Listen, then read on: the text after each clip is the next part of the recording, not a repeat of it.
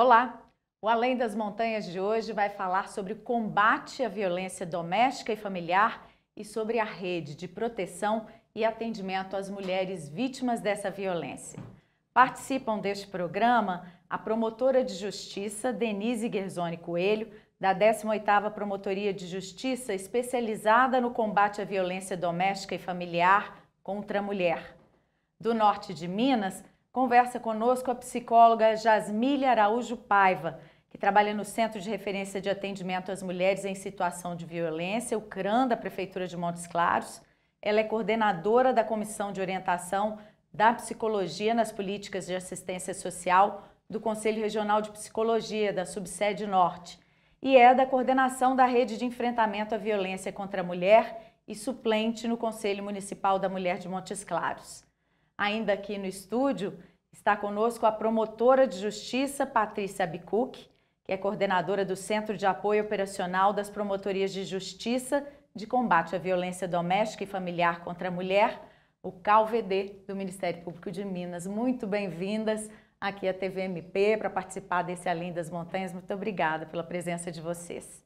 Bom, eu queria começar perguntando para a Jasmília, como é que as instituições hoje atendem as mulheres vítimas de violência doméstica? Então, a mulher em situação de violência, ela requer, dos profissionais uma escuta ativa, e a melhor proposta que a gente encontra para esse tipo de abordagem é a escuta ativa no acolhimento e o atendimento psicossocial focado, então, a gente no maior recurso por entender, que a mulher, nessa situação, ela requer que a pessoa, o profissional que vai acolhê-la, esteja ali, entendendo que ela é uma mulher única, que ela passa por uma mesma situação e requer uma leitura de acordo com a demanda que ela necessita. Nem toda mulher quer o divórcio, quando ela busca ajuda, nem toda mulher quer solicitar uma medida protetiva, entrar no embate contra aquele parceiro. É por isso que a gente necessita de um profissional qualificado para entender que esteja ali presente para levantar e construir com essa mulher as necessidades que ela requer naquele momento para superar e vencer esse ciclo de violência. Qual que é a situação hoje no norte de Minas em relação a essa violência doméstica e familiar? Não é diferente, do retrato de Minas inteiro, nem muito diferente do Brasil. Os dados são realmente preocupantes. A gente não consegue hoje entender se esse alto índice é por conta do aumento da violência. A gente consegue perceber que é por conta mesmo que as mulheres estão acreditando um pouco mais, a gente vai ser conversando sobre isso. Elas acreditam um pouco mais nessa rede de segurança, acreditam na efetividade de uma lei e quer desconstruir esses relacionamentos muito bem com naturalidade. Então, os índices são altos realmente, mas a gente tem percebido que as mulheres elas têm demandado mais ajuda, têm demandado mais dos seus direitos, pedir socorro exatamente por acreditar que existe uma rede, que existe uma segurança e uma lei que vai ampará-la nesse momento, que ela está perto, que ela necessita.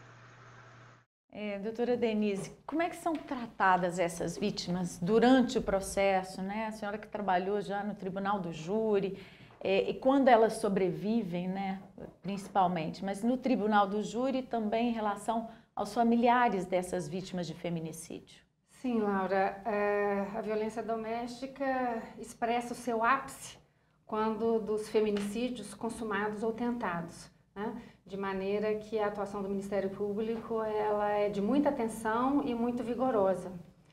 A Lei Maria da Penha nos oferece mecanismos de extrema proteção, de maneira que, ocorrido o crime, seja tentado ou consumado, se colocam à disposição das vítimas as medidas de proteção, para além do processo penal que será iniciado naturalmente com a ação proposta pelo Ministério Público. Então, nós temos duas frentes de proteção e trabalho. as medidas protetivas, que naturalmente com a vítima sobrevivente colocam a proibição de afastamento e contato, e paralelo a isso, o afastamento do agressor do lar, e dentre tantas outras, porque as medidas protetivas colocadas à disposição pela legislação, elas têm um caráter exemplificativo. Então, o caso concreto vai nos desafiar a propor exatamente a proteção que aquela vítima específica demanda. E isso fica ao encargo do promotor de justiça, como eu disse, para além do processo criminal, que vai responsabilizar o agressor por aquele feminicídio consumado ou tentado, requerendo as medidas cautelares com relação a ele, que culminam naturalmente na sua prisão, seja preventiva, seja por condenação. Então, esses últimos 10 anos de minha carreira enquanto promotora de justiça, estive à frente da promotoria, da 7ª promotoria. Hoje, costumo dizer que ocupo a antessala do feminicídio, né? É um desafio estarmos juntas, né, doutora Patrícia, na 18ª, que cuida de todos os delitos contra a mulher, com exceção dos dolosos contra a vida consumados ou tentados.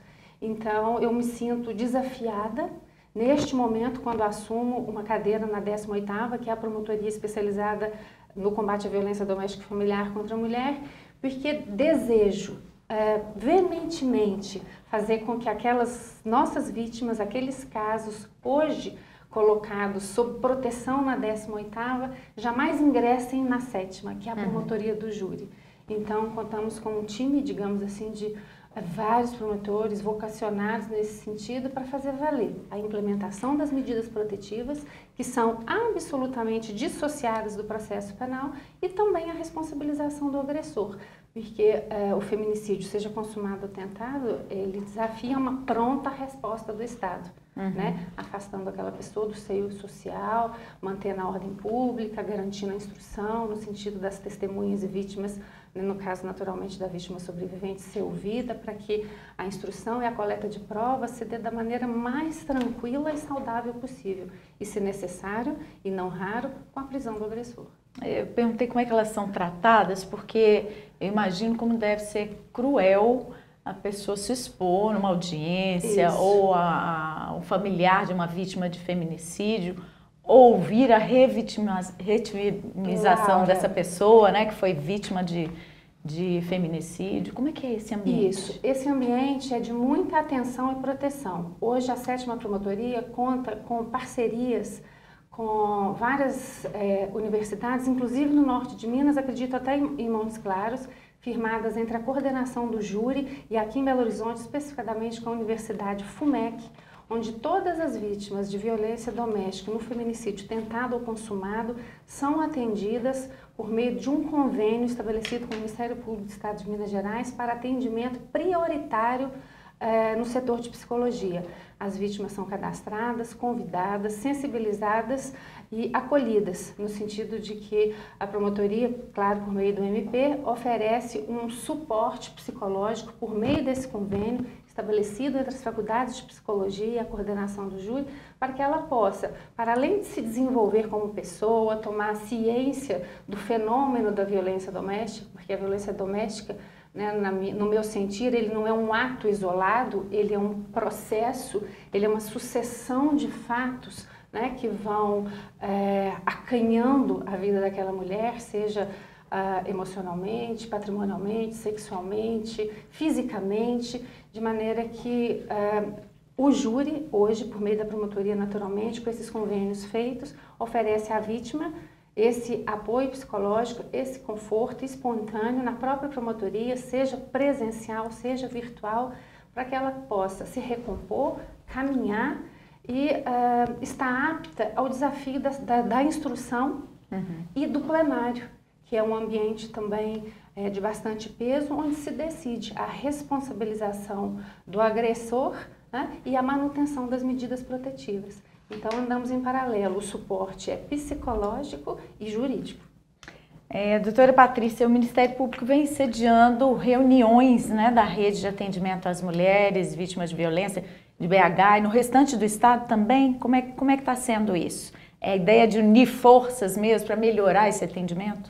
Olá, Laura, uma alegria estar aqui com Jasmine, com a doutora Denise, que tem uma atuação tão importante nessa temática. Bom, a Lei Maria da Penha estabelece que é necessária uma integração entre os serviços que atendem as mulheres. Quando uma mulher sofre violência, ela precisa de respostas da segurança pública, do sistema de justiça, da saúde, da assistência social. E como que a gente consegue dar essas respostas integrais? Unindo os serviços em rede. Então, nós temos como uma política pública, né, do Centro de Apoio Operacional das Promotorias de Justiça, a articulação e o fortalecimento dessas redes de atendimento que tem a expectativa de, então, dar as melhores respostas e cumprir a Lei Maria da Penha. Ainda temos muitos desafios, não é isso? Estamos falando de um estado muito grande. Minas Gerais tem 853 municípios, 298 comarcas e muita violência. Então é preciso, de fato, olhar para esse fenômeno, articular as redes. E aí a gente pensa, não é, Laura? Desde o município mais pequeno, aquele maior, a gente precisa olhar para isso. E quando eu vejo a Jasmine aqui, não é, que é do norte de Minas e que realiza um trabalho lá, a gente fez, né, ao longo do mês de novembro, eu pessoalmente estive em Montes Claros, fizemos uma conferência entre vários municípios do norte, pensando nisso, como a gente melhora o atendimento, como a gente pode articular os serviços e, de fato, assegurar a meninas e mulheres uma vida livre da violência. São muitas instituições participantes. Quem que é que participa? Dá para nomear assim, algumas? Então, assim, o que a gente pensa? No segmento segurança pública, a gente tem a Polícia Civil e a Polícia Militar. Então, se a gente for pensar nos serviços especializados, então, da Polícia Civil, a gente tem as delegacias de mulheres. Agora, se uma pessoa mora numa cidade onde não tem delegacia de mulheres, ela deve procurar, né? A gente trabalha com a delegacia da Polícia Civil. A Polícia Militar tem a Patrulha de Prevenção à Violência contra a Mulher, que é um serviço especializado. Outro dia com a Cabo Bruno, que faz esse trabalho. Nossa, é um trabalho maravilhoso, mas ele também não está presente em todos os municípios. Significa que a gente não vai atuar? Vamos atuar com o PM da primeira resposta. E aí a gente tem, no âmbito do Ministério Público, por exemplo, nós temos a promotoria especializada em violência doméstica, onde a doutora Denise atua, mas a gente tem também em cada comarca promotora ou promotor de justiça que atuam nessas demandas. E aí no judiciário a gente tem os juizados especializados ou a gente tem as varas comuns que também atuam. E aí no eixo da saúde, é muito importante que a saúde integre a rede. Então, a gente tem desde a atenção primária até as de média complexidade. A gente tem, no eixo da assistência social, a gente tem o CRAS, tem o CREAS, tem os centros de referência. A gente tem pensado muito em ações preventivas. E daí nos valemos da educação, não é isso? Desde a educação básica até o ensino superior, passando por todos esses anos, né, de formação em educação. A gente, então, trabalha também com os órgãos do Estado. Então, nós temos a SEDESE, que é a Subsecretaria de Políticas para as Mulheres. Nós temos na SEJUSP, a Subsecretaria de Prevenção à Criminalidade. Enfim, temos muitos desafios, mas também estamos atentos a esses desafios e articulando e fortalecendo a rede. E, claro, a sociedade civil, né, que tem um papel tão importante, as ONGs, os grupos que se dedicam a atuar com as mulheres, fazem muita diferença. E essa divulgação, né? Falar sempre sobre o assunto, levar esse assunto para o público. Aliás, a doutora Denise chamou a atenção que hoje eu estou vestindo a cor escolhida para a campanha de combate à violência doméstica, né? Isso tudo, essas simbologias, essa divulgação é importante. Né? Isso dá uma unidade e cria uma bandeira onde os iguais se reconhecem no sentido de defesa da causa, né? Cria uma uniformidade de atuação. E realmente me chamou a atenção a cor da sua blusa, muito bonita inclusive, mas que cabia totalmente dentro do contexto, já que a cor, né, escolhida para a bandeira de combate à violência doméstica é a lilás. E aí a gente fala da xicrinha que é laranja, porque afinal de contas vivemos, né, Jasmine? O novembro laranja, tivemos aí o dia 25 de novembro, então a gente está alinhada. E o que acontece? Na nossa temática, o simbólico faz toda a diferença. Então, oportunidades como essa que a gente tem de falar sobre esse tema, de levantar essa temática para uma reflexão, são sempre muito bem-vindas. Jasmine, falando em conscientização, você estava dizendo que você percebe já nas mulheres que buscam atendimento na rede, essa conscientização, né, do direito a essa proteção, a esse atendimento especial. É verdade, não diferente aqui no nosso mundo, né? A gente não tem várias etapas promotora, muito claro, né? A rede, né, de enfrentamento, ela veio exatamente para fazer valer os 4 eixos existentes no Plano Nacional de Enfrentamento, o nosso e pouco nosso, né? De organização do nosso trabalho aqui, e as campanhas de prevenção, não só o combate, mas também de prevenção, são frentes, né, importantíssimas. Vou falar, né, das cores que a gente costuma validar, né, a importância de novo, agosto, de novo novembro, né, no Brasil tem muitas cores dos meses, né, nós vamos colorir. Então essas campanhas são importantes, Laura, principalmente porque é um momento que muitas vezes a mulher está naquele processo de reflexão sobre aquele relacionamento, e aí através de uma campanha, ou de um folheto, ou de uma reportagem, ou de espaços como esses aqui hoje, ela se sente encorajada, né, e de pedir ajuda. Então, sempre é importante, né, os municípios, principalmente de pequeno porte, efetivarem e, né, investirem realmente nesse momento de campanha, né, das cores, laranja, lilás, né, do março, do 8 de março, que é hoje, né, o momento de luta das mulheres, o marco, né, de luta das mulheres, da gente investir nas campanhas, porque é o momento em que as mulheres acessam. Né? Às vezes a mulher está ali naquele momento de pedir ajuda e não sabe, e escuta uma reportagem, escuta falando né, sobre a violência, e ela tem um clique, né, naquele momento. Realmente existe uma rede de tratamento, existe uma polícia que pode me ajudar, tem, né, equipamentos que foram citados pela doutora Patrícia que podem auxiliar. Então, essa pressão forte, e o momento que a gente percebe que mais demanda, algumas vezes, essas denúncias são nesses espaços, após ou durante esses eventos de campanha. Então, vai ser fortalecida em saber, e aí ela, né, pede ajuda, ou anota, ou guarda aquele refletivo para o momento que ela necessita. E a gente tem que pensar que a mulher, na situação de uma violência, principalmente a violência doméstica, ela não tem, né, ela tem uma certa descredibilidade, ou desconhece, né, que nós somos um município do norte de Minas, mas é um município, a gente fala que é a capital do norte de Minas, a gente tem uma população de quase 500 mil habitantes, então a gente, muitas mulheres aqui não desconhecem, né, quando a gente começa a circular, né, na conferência da doutora Patrícia, elas desconhecem os serviços de segurança, de proteção e prevenção existentes no município. Então, por isso que é importante fortalecer essas instituições e a divulgação, porque aí a mulher consegue ter uma segurança e pedir ajuda. Então, a gente tem que perceber isso, que esse fortalecimento, ele realmente dá para a mulher uma força de pedir ajuda e denunciar. E nós vamos para o intervalo. No próximo bloco nós vamos falar mais sobre o funcionamento da rede de atendimento, os espaços criados para a proteção e atendimento às mulheres vítimas de violência. Aguarde.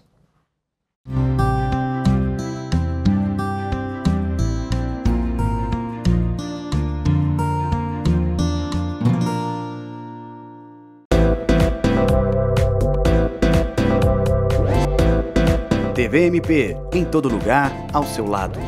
Realização: Ministério Público de Minas Gerais.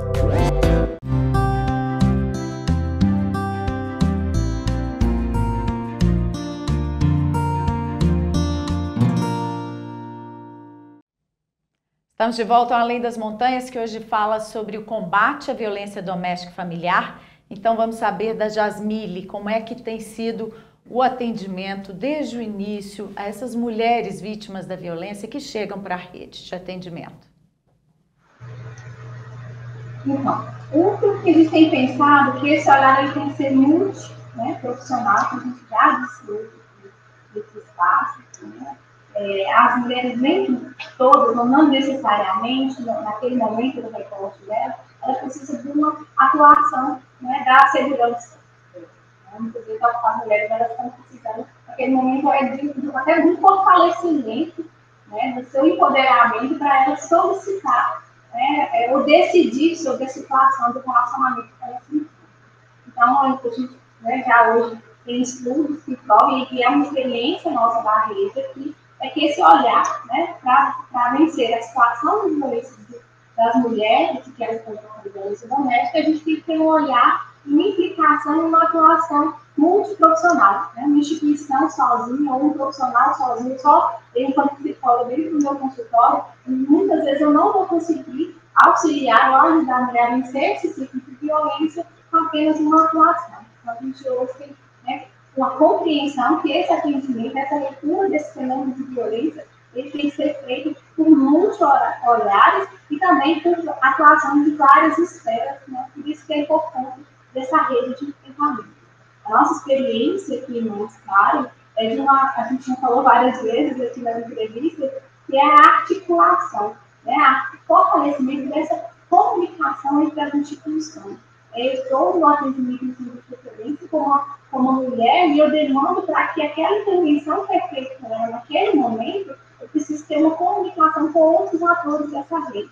Então, hoje a gente fala, né, que tem um retorno da eficiência dessa articulação nossa, é por conta da comunicação, da implicação de todos os atores em fazer um atendimento de qualidade, fazer valer aquela lei Maria da Penha. E não é só a polícia, não só a justiça vai conseguir auxiliar. Uma mulher, muitas vezes, ela pode pedir a medida coercitiva, a gente tem uma delegacia da mulher, mas ela não está fortalecida para manter aquela medida.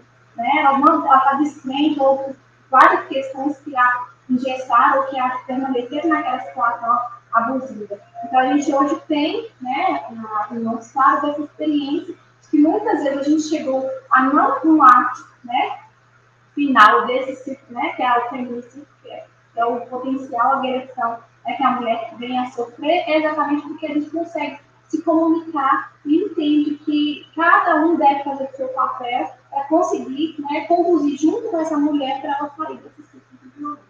Então, a palavra-chave é a articulação, né, dos atores envolvidos, né, dentro do contexto social dessa mulher. Quando a polícia recebe um chamado, né, no caso de violência doméstica, ela já encaminha essa mulher para o centro de referência, por exemplo? Qual que é o espaço físico adequado para isso?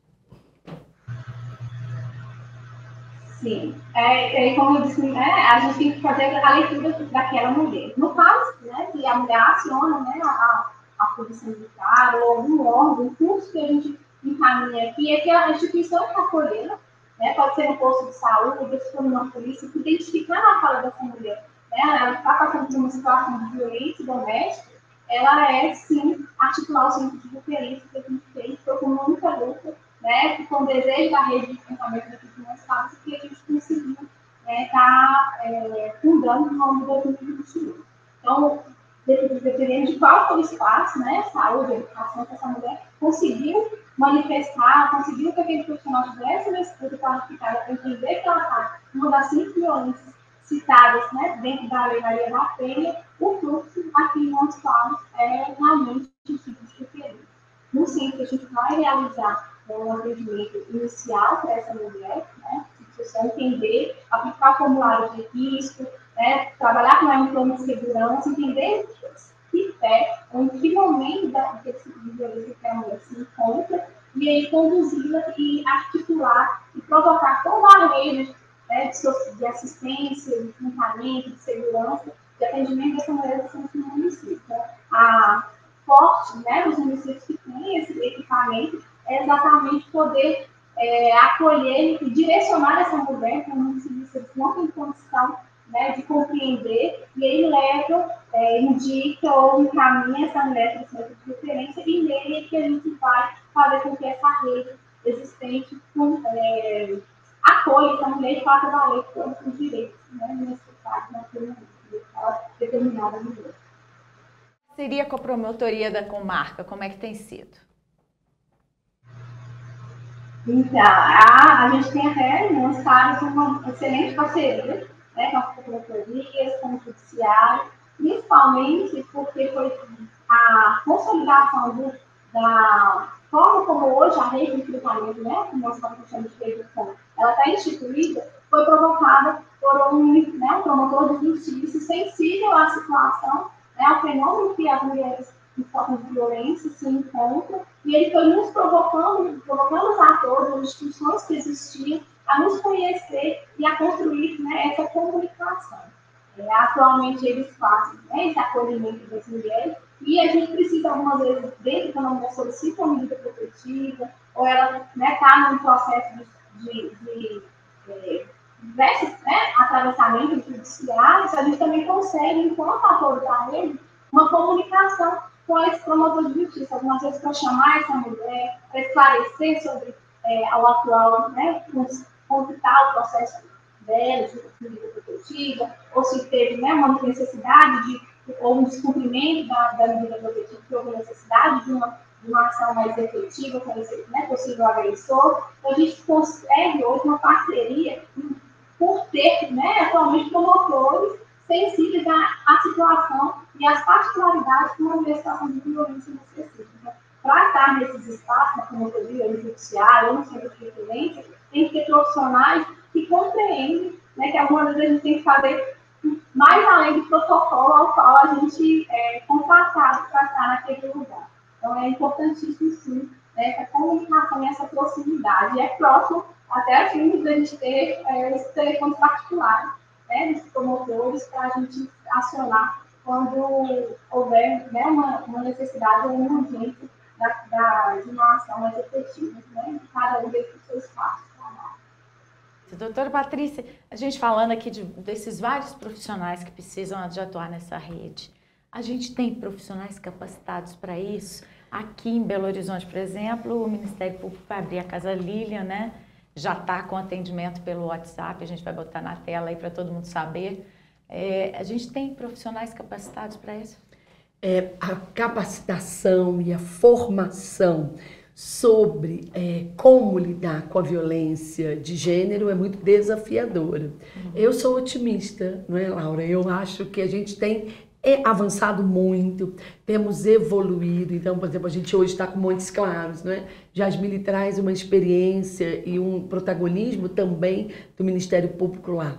A gente tem várias outras cidades em que a gente tem um trabalho muito qualificado, que a rede está articulada e que a gente tem avançado. Posso dar um exemplo, Poços de Caldas, posso dar bom Despacho, posso dar Contagem, posso dar a região metropolitana Betim, Brumadinho. Está havendo uma mobilização e essa também é uma bandeira do Centro de Apoio Operacional. A ideia é, se temos serviços especializados como uma política pública da Lei Maria da Penha, o papel do Ministério Público é fomentar essa política pública, fortalecê-la. Mas se a gente não tem em determinados municípios, vou te dar um exemplo, Laura, semana passada eu estava em Salto da Divisa, que fica a 820 quilômetros de Belo Horizonte, uma cidade pequena que não tem delegacia, que tem um CRAS, um posto médico, um hospital. E como que a gente articula? Ali nós fizemos alguns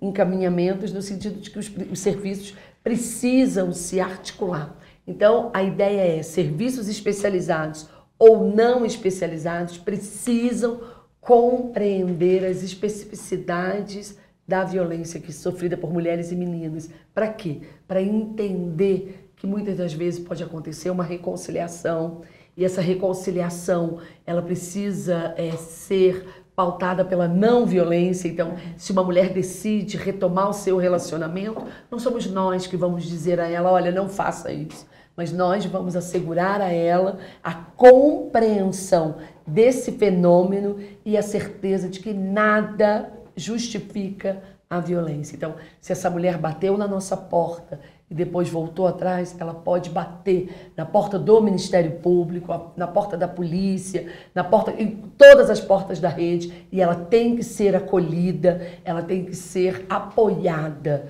Não está, então essa é uma especificidade muito importante, e junto com elas tem várias outras. E a gente tem, então respondendo a sua pergunta, temos hoje serviços muito mais preparados, mas a gente ainda precisa avançar. Doutora Denise, considera que esse trabalho tem ajudado a combater a violência doméstica? Laura, sem dúvida. Eu utilizo uma palavra de interseção. Todos os órgãos têm um ponto de contato no combate à violência doméstica e familiar contra a mulher. As instituições não agem por si e não protegem por si. Daí eu sempre me apoiar nessa palavra de interseção. E para além da rede de serviços, doutora Patrícia, eu acredito muito dentro ainda da rede interna do Ministério Público, porque é preciso que, no meu sentir naturalmente, que os promotores de justiça de todas as promotorias estejam afetos ao combate da violência contra a mulher. É claro que a 18ª, que é a promotoria especializada na capital e o Centro de Apoio da Violência Doméstica estão 100% dedicados a esse assunto.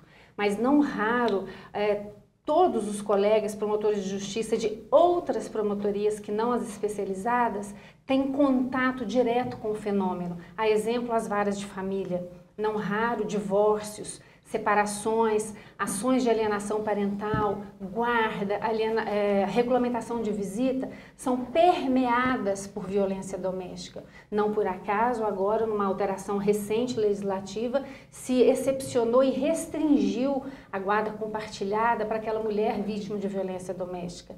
Então, penso que a rede de proteção, ela começa e deve começar dentro do próprio Ministério Público, sensibilizando todos os promotores, porque a causa, ela é supra-promotoria. Ela, digamos assim, como a violência contra a mulher, ela é uma violação de direitos humanos, ela está sob a responsabilidade de todos os promotores de justiça.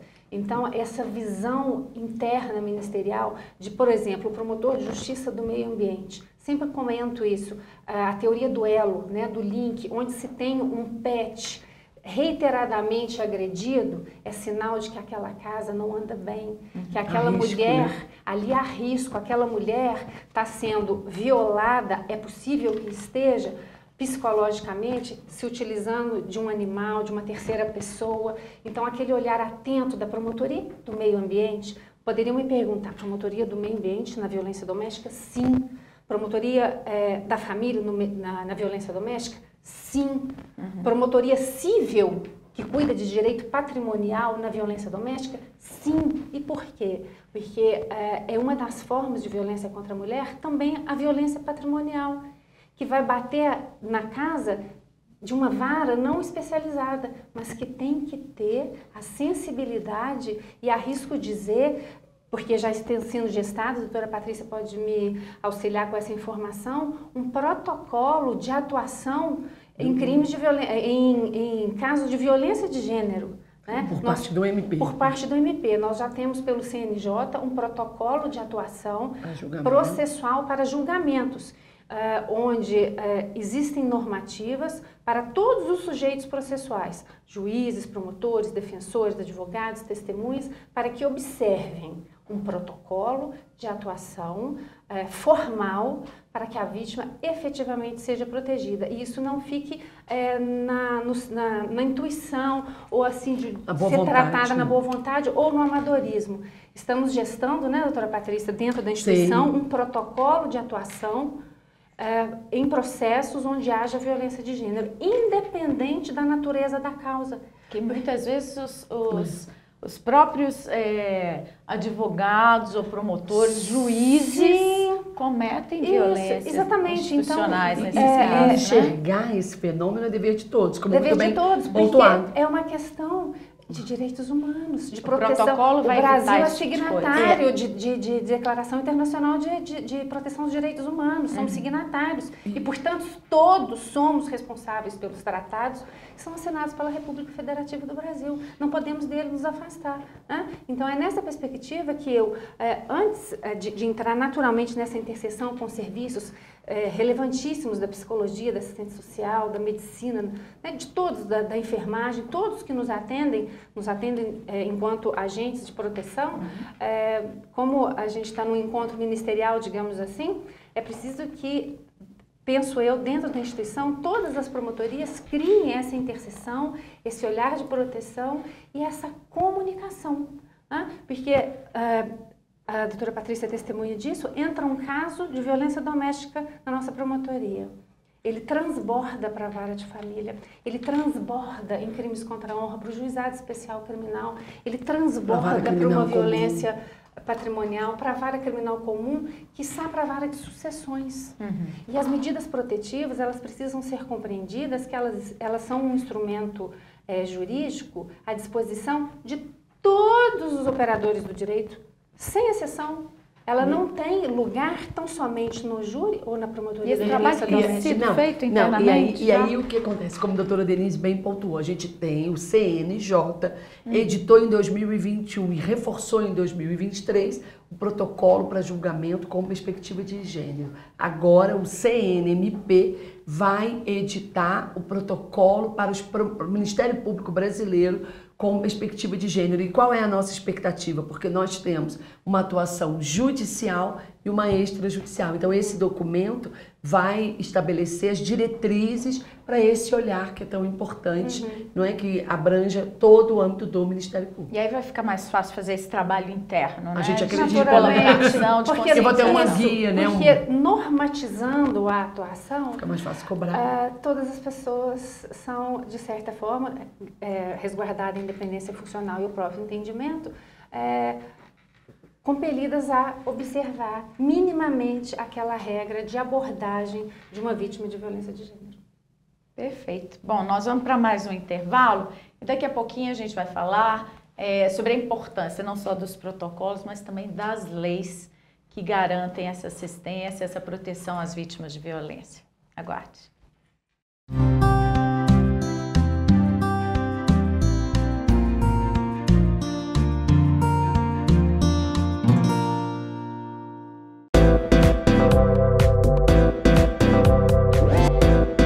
TVMP, em todo lugar, ao seu lado.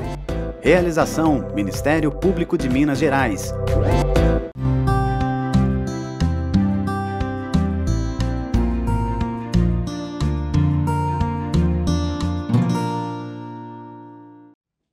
Chegamos ao último bloco, Deixa Além das Montanhas, e agora eu queria falar sobre os avanços na nossa legislação para garantir esse combate à violência doméstica e familiar que vitimiza, né, as mulheres em especial. Jasmile, qual que é a sua opinião? Você acha que a nossa legislação tem sido suficiente, né? Nós temos uma Lei Maria da Penha que é reconhecida internacionalmente, inclusive, mas o que mais deve ser feito?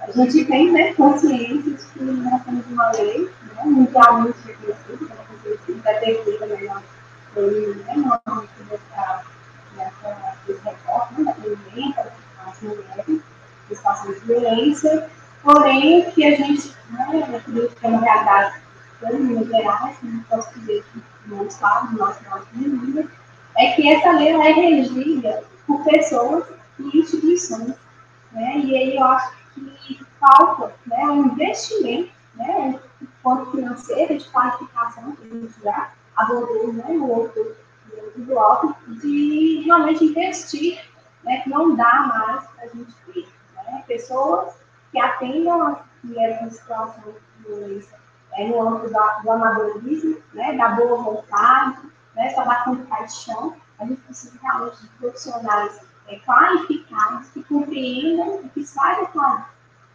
né, que saibam o que estão fazendo ali naquele momento do acolhimento, do direcionamento da mulher, e para isso a gente precisa de investimento, né? A lei é muito bem amarrada, a gente percebe que tem tido, né, qualificações depois, de acordo com, né, com a situação, com os fenômenos que vem acontecendo depois, com a mudança da sociedade, a gente precisa investir. Não adianta eu ter uma delegacia da mulher no meu município, com um porte, né, grande, que atende outros municípios dentro da comarca, e eu não tenho ali viaturas que conseguem, né, ou profissionais, ou eletivos, ou computadores, né, para o investimento financeiro realmente, que vai qualificar também o atendimento que é prestado a essa mulher. Eu não tenho como ter, né, essa diferença, porque eu não tenho uma abordagem, uma qualificação ou uma estrutura mínima que possa também fazer com que a gente, né, que os profissionais consigam exercer o seu trabalho de forma, né, ao ideal, o que é prescrito dentro das leis. Em termos de leis, né, só que é um pouco amadora de dizer, estou com duas melhores, né, promotoras de justiça de Minas aqui, mas o real, como órgão, né, de atendimento às mulheres, a gente entende que é um processo satisfatório, para dizer, escrito, mas a gente tem uma abertura, né, grande para a efetivação dele na prática, dado, né, que eu já citei, que é um investimento, uma qualificação desse todo o processo na hora realmente da prática. Doutora Denise, a Lei Maria da Penha tem sido bem aplicada? Que outras leis, protocolos, normativas têm ajudado nesse combate à violência doméstica? Laura, a Lei Maria da Penha é um marco, ela tem sido aplicada, mas penso que ela pode ser ainda melhor democratizada para todos os sujeitos processuais, né, de forma que todos os operadores do direito façam uso desse instrumento. Temos algumas alterações legislativas dentro do processo e duas são bastante significativas, de 19 e 17. Uma é a conhecida Lei Mariana Ferrer, onde houve uma modificação do Código de Processo Penal, obrigando a todos os sujeitos processuais, promotores, juízes, defensores, testemunhas, enfim, todo aquele que participar de uma audiência de instrução e julgamento ou plenário de julgamento, observe fielmente a dignidade da vítima, não faça exposição alguma daquele perfil daquela mulher, qualquer julgamento a respeito de conduta pessoal, sob pena de responder civil, administrativa e penalmente. E isso é um instrumento legislativo que coopera com a Lei Maria da Penha, porque nós, enquanto promotores de justiça, podemos balizar ou modular as perguntas que são encaminhadas às vítimas por meio de intervenção junto ao juízo. Dizendo, por exemplo, Excelência, essa pergunta transborda a natureza da causa, avilta a mulher e, portanto, o Ministério Público se posta contrariamente. E pode haver punição? Pode haver. A lei Mariana Ferrer, que ela é aqui, né, de 21, a 14.245, ela prevê expressa e textualmente a possibilidade de punição administrativa, penal e civil para aquele que, eventualmente, transborde o objeto da causa, violando, mais uma vez, a dignidade daquela vítima. Tem sido muito comum em casos de advogados de defesa de agressores, né, contra as vítimas. Qualquer postura, né, só não para estigmatizar que seria o advogado, mas de forma abstrata, todo aquele, independente da cadeira que ocupa, promotor, juiz, advogado, testemunha, servidor, defensor, qualquer um que se afaste do respeito à dignidade da vítima por ocasião de perguntas em uma audiência ou num julgamento de plenário do júri, pode sofrer essas sanções e, muito além de sofrer as sanções, o que nos orienta é realmente proteger a vítima. A sanção é um aspecto secundário daquela ação. O que se procura e se faz, ao menos na atuação da 18ª, por ocasião das audiências de instrução, é se opor a cada pergunta entendida como impertinente e violadora da dignidade da pessoa humana, uma intervenção processual ministerial. O fim da legítima defesa da honra, né, dessa tese que foi usada até por muito pouco tempo atrás, esse ano mesmo. E não é de causar perplexidade que estejamos em 2023 e que nós ainda precisemos de uma baliza judicial para vedar esse argumento. Então, paralelo à modificação legislativa, precisamos de um movimento cultural, social, que acomode a evolução. É uma questão civilizatória. Como eu digo, para além da legislativa, ela é comportamental, social, cultural e todos nós, não só os operadores do direito e não só aqueles integrantes da rede, somos responsáveis pelo aumento ou pela diminuição dos casos extremos de violência que são os feminicídios consumados ou tentados. Não por acaso, Minas Gerais, Laura, acredito que seja, né, do conhecimento de todos naturalmente, ocupou ano passado o 2º lugar em feminicídios contra as nossas meninas e mulheres, pelo que a gente precisa, como a doutora Patrícia diz, enfrentar os desafios, né, e efetivamente garantir né? E ainda dentro do espectro da sua pergunta, para, né, fazendo essa colocação da Lei Mariana Ferrer, também tem uma lei muito sensível ao procedimento judicial, que é o depoimento sem dano.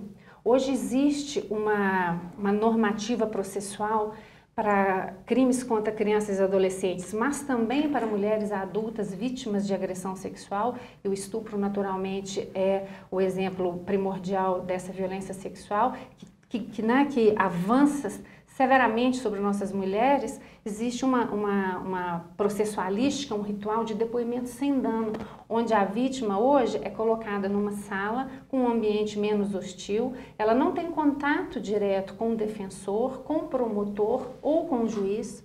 Um assistente social ou psicólogo fica com um ponto eletrônico em outro espaço físico, traduz aquela pergunta jurídica para a linguagem psicológica de acolhimento. Então, a vítima ela é acolhida, ela é protegida e preservada de eventual excesso. Para não se sentir julgada, Para não né? se sentir julgada. Porque o normal de uma vítima de agressão sexual é ela se sentir culpada. E muito constrangida de fazer a exposição da sua intimidade, sexualidade, afetividade. Então, a lei, um minutinho só, doutora, a lei vem com essa especificidade do depoimento pessoal. Penso que, a exemplo das medidas protetivas, deve também ser democratizado e utilizado em 100% dos casos. Não de forma aleatória ou intuitiva, mas com fazer uso dos profissionais da psicologia, da assistência social, que são do Poder Judiciário, que estão aptos a traduzir aquelas perguntas, porque você me perguntava, Laura, acontece isso na audiência, por exemplo, com relação à Lei Mariana Ferrer, o advogado fez a pergunta, ou qualquer outra pessoa adotou algum comportamento e o Ministério Público interceder a favor da vítima? Acontece, mas a palavra já foi colocada. Então, o depoimento sem dano visa realmente que a palavra, eventualmente indesejada, seja colocada. Então, a gente tem algumas normas que vêm em auxílio à Lei Maria da Penha, de forma a bem proteger, a bem preservar e, ao final, termos um julgamento livre de revitimização. Então, a gente tem outros apoios legislativos junto da Lei Maria da Penha. Doutora Patrícia, eu queria saber quais são os caminhos para se romper esse ciclo da violência, né? Que muitas vezes a violência doméstica contra a mulher ela é contínua, né? Ela é repetida. Não é simples, não é? A gente não está falando de uma violência que seja cometida por um estranho. Quando a gente fala violência doméstica e familiar, eu estou falando o agressor é um homem que eu amo, ou que eu ainda tenho sentimentos em relação a ele. Ele é o pai dos meus filhos, ele pode ser meu irmão ou minha irmã, né? Ou pode ser meu tio, pode ser meu pai. E não é simples para uma mulher ir à delegacia quando ela sofre essa violência.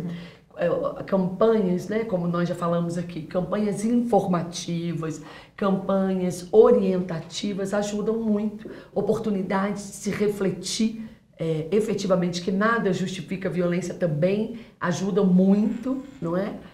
E a conscientização das mulheres e também dos homens, não é isso? Nós não vamos vencer a violência contra mulheres e meninas sem que os homens caminhem conosco. Aliás, toda a sociedade tem que se mobilizar. Quando você pergunta, né, sobre a evolução, e a doutora Denise faz esse histórico, eu fico pensando, nos últimos 30 anos nós tivemos muita legislação e eu sou otimista, eu acho que a conscientização de fato é uma realidade. E já há um trabalho feito com homens agressores, sim? A gente tem um trabalho com os homens, a gente tem pensado nas crianças, a gente tem tentado, né, como a doutora Denise também pontuou e também Jasmile, como a gente acolhe, como a gente não revitimiza a ideia do depoimento sem dano, ouvir a pessoa apenas uma vez e evitar que ela tenha que repetir anos a fios a mesma história, isso tudo é muito importante. Mas o que a gente faz? Então, não tem uma ação isolada, são todas essas que lançam esperança da mudança dessa triste realidade que coloca, sim, Minas Gerais em posição de destaque. A doutora Denise bem pontuou, em 2022 nós fomos o segundo colocado, em 2021 nós fomos o primeiro do país. No estado de Minas Gerais, todos os dias uma mulher sofre um atentado à sua vida que pode significar a sua morte. O que a gente quer aproveitar, né, e deixar muito claro aqui, o Ministério Público está atento a essa realidade. A gente aproveita oportunidades como essa para dizer que é direito de toda mulher procurar o Ministério Público em sua comarca. Promotoras e promotores de justiça estão à inteira disposição para acolher, para explicar às mulheres o que é preciso fazer e, de fato, tornar a proteção da Lei Maria da Penha uma realidade concreta. E quais são os canais de atendimento? Bom, primeiro a gente sempre fala, não é, dos desafios de fazer um boletim de ocorrência. Mas quando uma mulher está sofrendo violência, ou ela ou quem esteja presenciando, deve acionar o 190. 190 naquele momento imediato para romper com a violência. Fora disso, se você é uma mulher em situação de violência e deseja medida protetiva, você pode ir à delegacia da sua cidade, você pode ir à DEAN, ou você pode também procurar o Ministério Público para receber informações, orientações e para mesmo postular o deferimento das medidas protetivas. Se você não está preparada nesse momento para fazer uma denúncia formal na polícia ou mesmo pedir medida protetiva, você tem o direito de procurar os serviços socioassistenciais e de saúde. Então você pode procurar o posto de saúde, você pode procurar o CREAS, se a sua cidade não tiver CREAS, pode procurar o CRAS, pode procurar em cidades maiores, onde a gente tem o centro de referência de atendimento à mulher, você também pode ir, expor a sua situação, pedir o sigilo, e a gente tem uma preocupação, não é? Porque afinal de contas Minas Gerais é um estado